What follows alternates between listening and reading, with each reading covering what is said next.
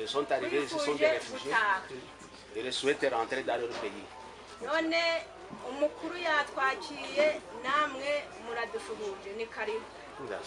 Il dit maintenant, le haut responsable nous a accueillis et nous aussi, nous voulons vous saluer et vous soumettre nos préoccupations.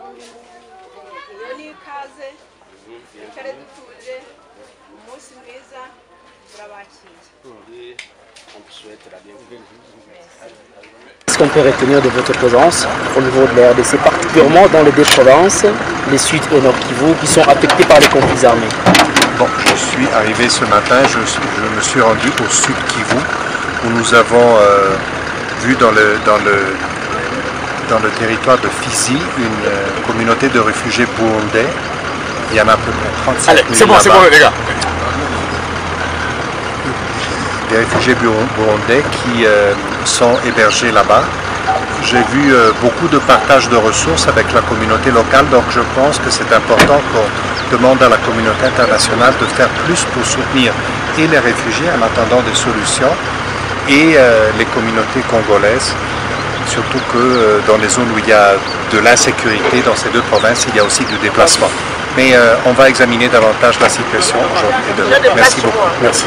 Il y a des réfugiés rwandais. Je suis venu avec le haut-commissaire et le vice-gouverneur et la secrétaire permanente de la CNR pour que nous puissions nous rendre compte de l'effectivité du rapatriement volontaire. Ici, vous avez vu vous-même de la presse que les Rwandais sont ici et cherchent à rentrer chez eux volontairement. Et nous ne pouvons qu'encourager, améliorer encore les conditions pour que tous ceux qui sont dans des lieux éloignés puissent arriver au site du rassemblement et venir ici dans ce site de transit pour rentrer chez eux. Donc nous sommes en train de travailler. On a plus de 200 000 réfugiés rwandais qui doivent rentrer chez eux. Nous, jusque-là, on n'a pas évoqué la clause de cessation. Comme ils rentrent volontairement chez eux, nous pouvons que les accompagner qui rentrent chez eux.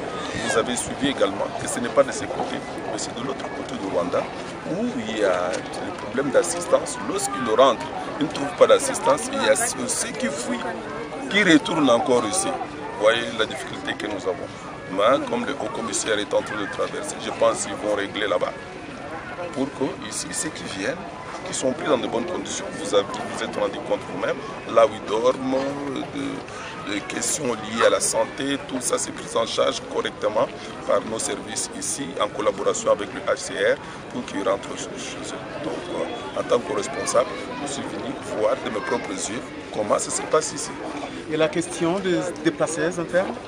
Oui, la question de déplacés internes, vous savez que le gouvernement a pris à bras les corps cette question de déplacés internes. Vous avez suivi vous-même.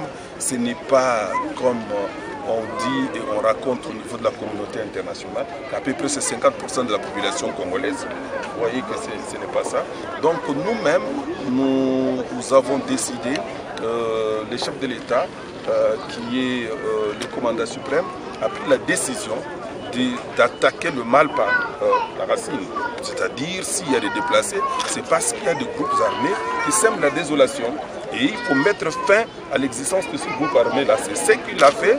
Nous sommes descendus sur le terrain avec nos forces armées qui ont mis en déroute, qui ont neutralisé ces groupes armés. Donc là, dans ces territoires, dans ces différents coins-là, le calme est revenu. Maintenant, la question est qu'il y a des Congolais qui s'étaient déplacés à cause de ces guerres, à cause de ces conflits. D'où il faut mettre les moyens pour les prendre en charge, les moyens pour la réinsertion, les moyens pour qu'ils rentrent là où ils étaient pour travailler. C'est ce que le gouvernement congolais est en train de faire. Si la communauté internationale, certains organismes comme les HCR qui travaillent d'habitude en collaboration avec nous, peuvent nous accompagner, tant mieux. Si on ne veut pas, nous sommes un gouvernement responsable, nous allons nous prendre en charge pour prendre en charge notre propre population. Venons-en, Excellence, à cette question des clauses de cessation. Le Rwanda l'a déjà évoqué d'ici à l'horizon 2020. Vous ne craignez pas rester avec des réfugiés congolais en RDC? Les conventions ne permettent pas au Rwanda. Les conventions, notez les conventions les conventions que nous avons signées ne permettent pas au Rwanda d'évoquer cette clause de cessation, d'autant plus que ce sont des sujets rwandais qui se trouvent chez nous. Ils ne peuvent pas invoquer, c'est nous la République démocratique du Congo. Étant donné que nous connaissons très bien, nous savons lire ce que nous avons ratifié, nous sommes là pour les rappeler que ce n'est pas vous, c'est nous la République démocratique du Congo qui en principe devrait évoquer cette clause de cessation. Ce n'est pas le Rwanda qu'ils évoquent pour eux, pour ceux qui sont là-bas chez eux, c'est leur problème. Ceux qui sont ici, ce sont des sujets rwandais qui veulent rentrer, ils vont rentrer. Oui, monsieur le vice-ministre, c'est par rapport effectivement là, à cette disposition, selon nos informations, du Rwanda qui veut bloquer en fait que les Rwandais qui sont sur le sol congolais ne rentrent pas dans leur pays, c'est notamment en coupant la ration alimentaire, mais également la question de Congolais qui se trouvent sur le sol rwandais reste toujours pendante. Non, on ne sait pas, disons, vous avez posé des questions. La première question là, on ne sait pas m'ingérer, affirmer des choses pour lesquelles je n'ai pas de précision, je n'ai pas suivi une fois le gouvernement rwandais dire que non, je refuse que les sujets rwandais qui sont en République démocratique du Congo ne rentrent pas et qu'on mette en place des stratégies pour couper la ration. Non, non, non. Cette ration-là, l'assistance, il y a les HTR qui donnent, comment ils vont couper. Je pense qu'il y a des petits problèmes internes là-bas à leur niveau, ça ne me concerne pas.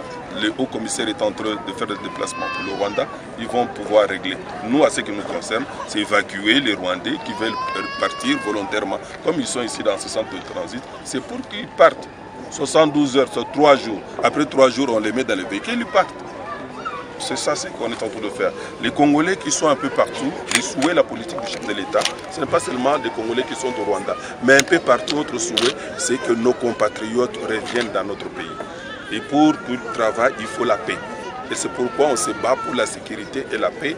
Tous ceux qui sont à travers le monde, les Congolais qui veulent rentrer, ils sont les bienvenus chez eux, ils vont rentrer. Merci. C'est moi ce que je veux. Les problèmes que nous avons, les chemins de passage sont devenus obstrués et empêchent les réfugiés de rentrer. Les réfugiés sont nombreux, mais les points de rassemblement se trouvent très loin de liens de zones où habitent les réfugiés, même ceux qui sont éparpillés.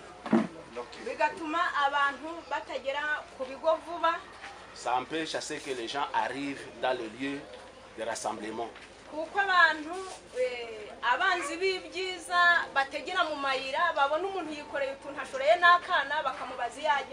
Car les ennemis de la paix empêchent les gens de traverser. Il y a une zone où quand vous avez un enfant ou quelque chose, on vous ravit tout et cela empêche les réfugiés de pouvoir se déplacer convenablement. Celui qui échappe et qui arrive ici,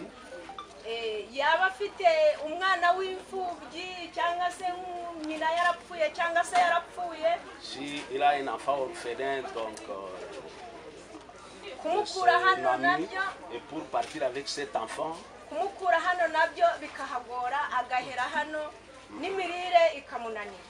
et pour sortir d'ici, ça prend du temps parce qu'il y a de longues procédures, car ce n'est pas son enfant biologique. Celui qui quitte ici, qui arrive de l'autre côté au Rwanda,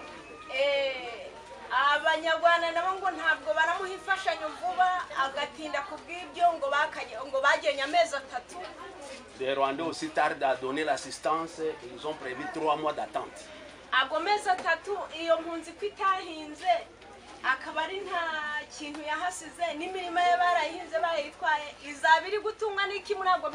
Pendant les 3 mois, comme les réfugiés n'ont pas où cultiver et n'ont pas autre chose, comment pourra-t-il vivre avec ses enfants? Comme vous êtes là en tant que responsable.